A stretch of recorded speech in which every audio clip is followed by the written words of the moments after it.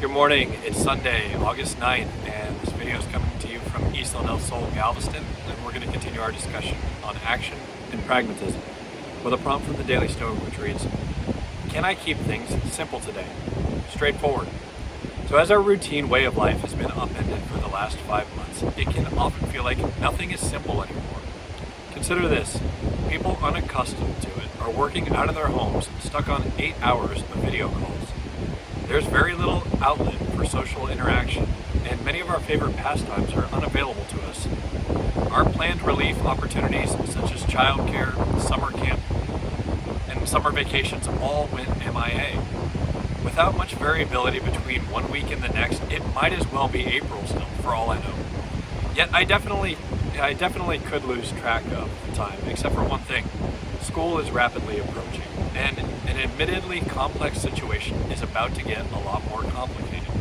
Jen is already back to work virtually with the teachers, and those students return to their webcams in 10 short days. Then Cole reports to virtual duty on September 8th. And Harlow?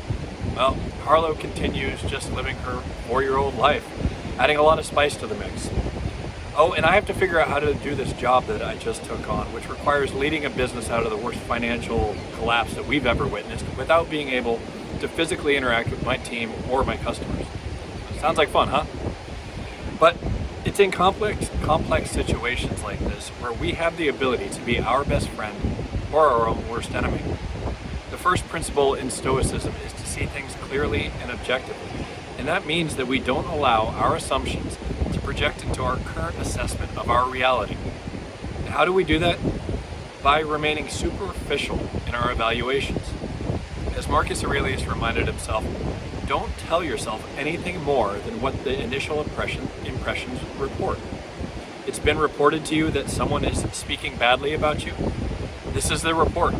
The report wasn't that you were harmed. I see that my son is sick, but not that his life is at risk. So always stay within your first impressions and don't add to them in your head. This way, nothing can happen to you.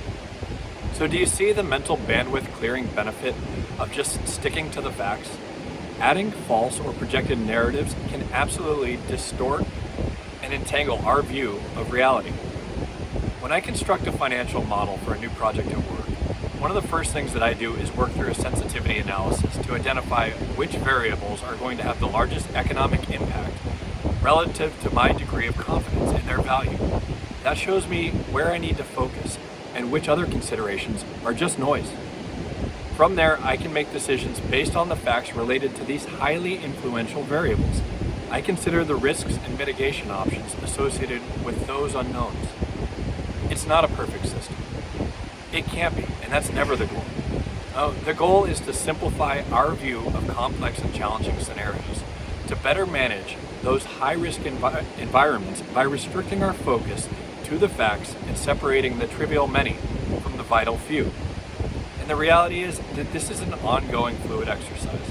Conditions change, available options fluctuate, perhaps our expectations adjust.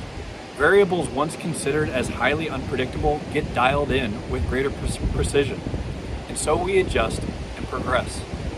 Perhaps it is just the engineering bias in me that prefers to take such a pragmatic view of life, and I realize not everyone sees life events in such a stripped-down manner like that.